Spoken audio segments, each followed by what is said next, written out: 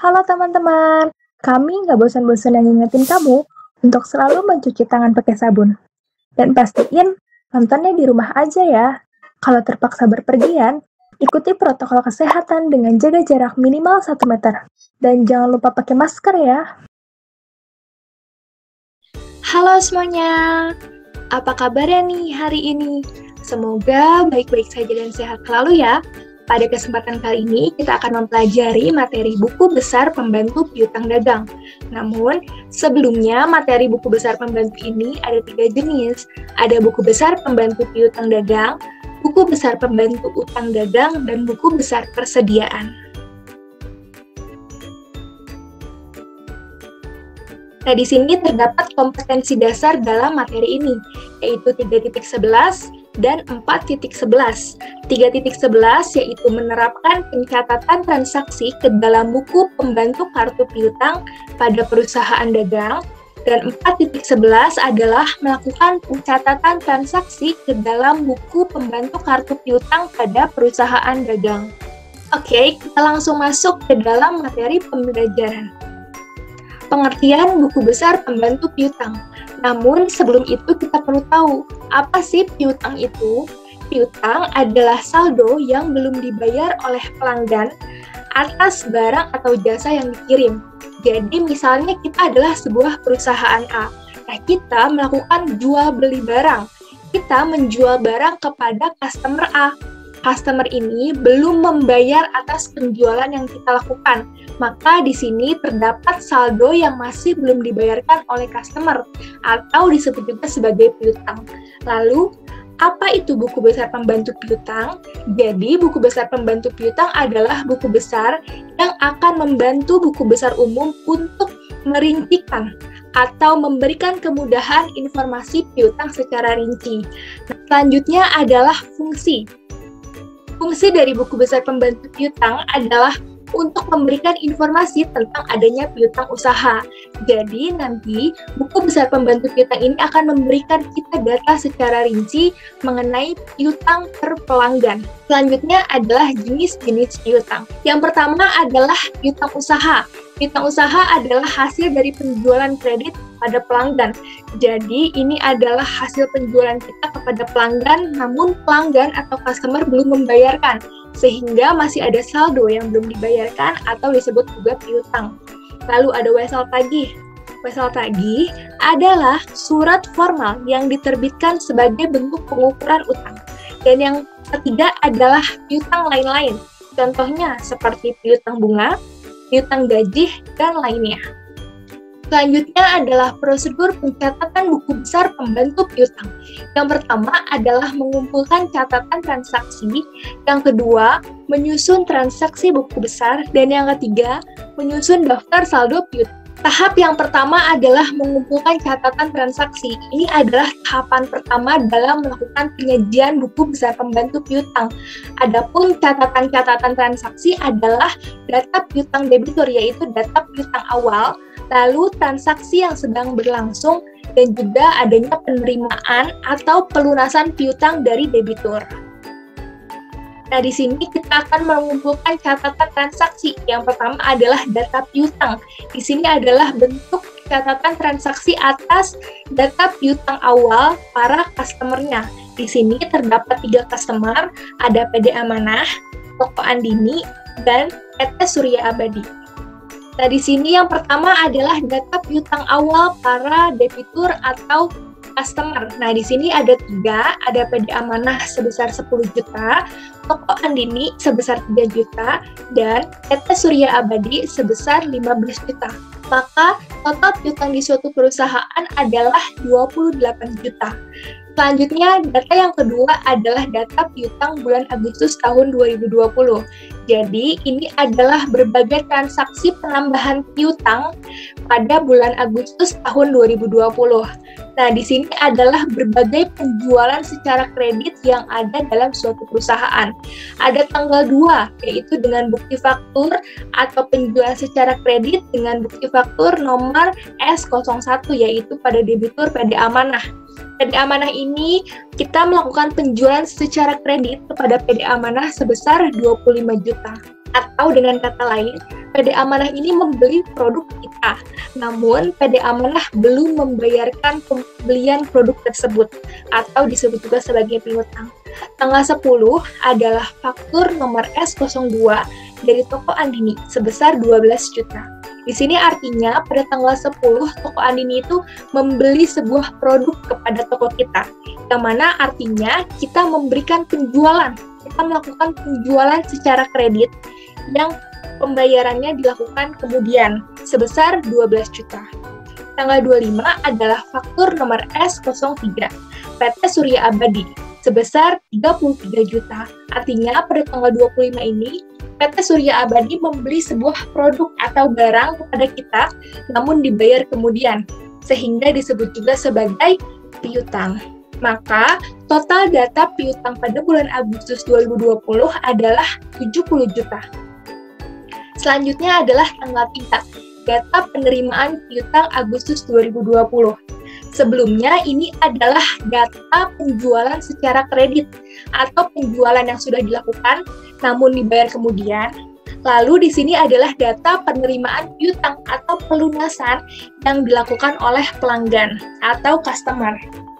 Di sini kita lihat tanggal 5, yaitu ada bukti kas masuk nomor M700 dari PD Amanah. Artinya, pada tanggal 5 ini, PD Amanah membayarkan piutangnya atau membayarkan dengan kas sebesar 20 juta. Lalu tanggal 15, toko Andini membayarkan piutangnya kepada kita dengan bukti kas M701 sebesar 9 juta. Pada tanggal 27, PT Surya Abadi membayarkan piutangnya dengan bukti kas nomor M702 sebesar 31 juta. Maka total penerimaan piutang kita pada bulan Agustus 2020 adalah sebesar 60 juta. Di sini adalah menyusun transaksi tahap kedua.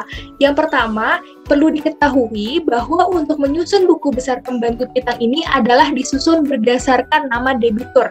Nama debitur yang pertama adalah PD Amanah. Yang pertama harus kita catat adalah data piutang awal. Dapat dilihat, piutang awal PD Amanah adalah 10 juta.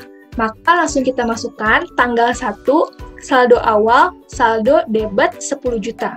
Sebelumnya, piutang ini adalah kelompok akun aset, yang mana memiliki saldo normal di debit. Selanjutnya adalah tanggal 2. PD Amanah ini kita melakukan penjualan secara kredit kepada PD Amanah sebesar 25 juta. Maka total piutang PD Amanah bertambah sebesar 25 juta. Kita catat tanggal 2 dengan faktur nomor S01, referensinya ini adalah sumber jurnalnya. SJ adalah sales journal atau piutang ini adalah penjualan secara kredit yang mana dicatat ke dalam jurnal penjualan. Maka kita masukkan ke dalam kolom debit atau penambahan piutang sebesar 25 juta dan saldonya karena ini sama-sama debit maka tinggal ditambah 10 juta ditambah 25 juta. Jadi 35 juta. Lalu ada penerimaan piutang. Artinya, PD Amanah ini membayarkan piutang kepada kita pada tanggal 5 sebesar 20 juta. Maka piutang kita berkurang.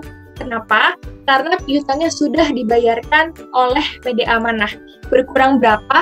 Kita lihat tanggal 5 ada BKM atau bukti kas masuk nomor 700. Nah, di sini ada referensinya adalah bukti kas masuk jurnal penerimaan kas sebesar 20 juta dikredit. Kenapa dikredit? Karena di sini artinya piutangnya berkurang. Kenapa berkurang? Karena telah dilunasi atau dibayarkan sebagian oleh PD Amanah. Maka di sini debit, di sini kredit, maka kita harus kurangkan. 35 juta dikurang 20 juta sama dengan 15 juta. Selanjutnya adalah tokoan ini. Kita lihat seperti yang pertama tadi, kita masukkan dulu saldo awalnya, saldo awal di debit. Kenapa? Karena piutang ini merupakan kelompok aset atau aktiva yang mana saldo normalnya ada di debit. Berapa? Toko Andini ini memiliki data piutang awal sebesar 3 juta.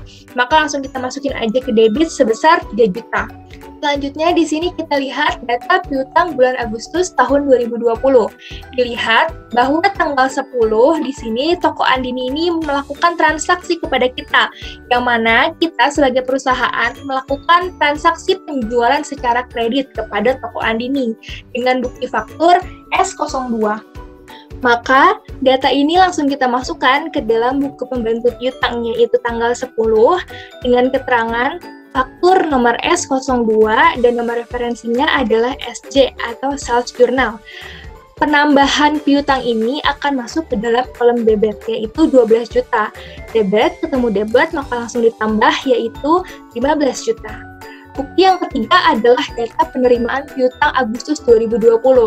Nah, di sini artinya toko Andini telah membayar sebagian atau melakukan pelunasan atas piutangnya, yang mana terjadi pada tanggal 15 sebesar 9 juta, dengan bukti kas masuk nomor M701 sebesar 9 juta.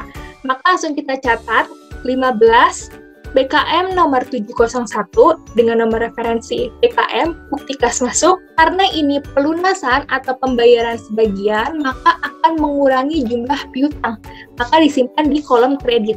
Debit ketemu kredit dikurang 15 dikurang 9, hasilnya adalah 6 juta. Oke, selanjutnya adalah menyusun transaksi pada debitur yang ketiga, yaitu PT Surya Abadi. Yang pertama kita lihat pada bukti transaksi yang pertama adalah data piutang awal, yaitu PT Surya Abadi, piutang awal sebesar 15 juta. Maka langsung kita catat di sini tanggal 1, saldo awal 15 juta pada kolom debit. Lalu yang kedua adalah data piutang Agustus 2020, artinya di sini terdapat transaksi penjualan secara kredit kepada PT Surya Abadi pada tanggal 25 dengan bukti faktur nomor S03, yaitu sebesar 33 juta. Maka di sini terdapat penambahan piutang karena terdapat penjualan secara kredit dengan bukti faktur atau penjualan secara kredit. Kita langsung masukkan tanggal 25, faktur nomor S03, yaitu referensinya adalah Sales Journal, lalu kita tambahkan di kolom debit, yaitu piutang bertambah pada kolom debit sebesar 33 juta, maka debit ketemu debit langsung kita tambahkan. 15 juta ditambah 33 juta, hasilnya adalah 48 juta. Yang ketiga di sini adalah data penerimaan piutang Agustus 2020. Artinya terdapat pembayaran sebagian atau seluruhnya dari PT Surya Abadi, yaitu pada tanggal 27 dengan bukti kas atau kita menerima kas dengan bukti kas nomor M702 dari PT Surya Abadi sebesar 31 juta. Maka langsung kita catat tanggal 27 BKM nomor 702 dan referensinya adalah BKM atau Jurnal Penerimaan Kas. Lalu di sini seperti yang kita tahu, karena PT Surya Abadi membayar, artinya terdapat pengurangan jumlah piutang, maka kita simpan di dalam kolom kredit. Debit dikurang kredit adalah 15 juta. Di sini karena berbeda debit dan juga kredit, maka langsung kita kurangkan atau cari selisihnya. 48 dikurang 31 juta, maka 15 juta. Selanjutnya adalah menyusun daftar saldo piutang. Daftar saldo piutang ini adalah diambil dari data akhir piutang para customer atau debitur. Kita lihat sebelumnya, di sini PD Amanah sebesar 15 juta, Toko Andini 6 juta, PT Surya Abadi 15 juta. Maka di sini sesuai PD Amanah 15 juta, Toko Andini 6 juta, PT Surya Abadi 15 juta, maka total piutang pada akhir Desember 2020 adalah 36 juta. Kesimpulan dalam materi kita kali ini adalah terdapat dua bukti transaksi yang mempengaruhi atau yang akan dicatat dalam buku besar pembantu piutang, yaitu penjualan secara kredit yang mana nantinya akan menambah piutang dagang dan pelunasan piutang dagang. Pelunasan ini nantinya akan mengurangi jumlah piutang kita. Nah, di sini ada latihan. Untuk lebih memahami materi kita kali ini, silakan download file latihan yang ada dalam kolom deskripsi. Cukup sekian materi kita kali ini. Jika kalian suka dengan video ini, klik tombol like, pencet tombol subscribe, dan jangan lupa nyalain lonceng notifikasinya. Untuk saran materi selanjutnya ataupun pertanyaan, silahkan tuliskan di kolom komentar ya. Jika ada 100 alasan yang membuat kamu menyerah, tunjukkan 1000 alasan yang membuat kamu terus semangat. Semangat terus ya!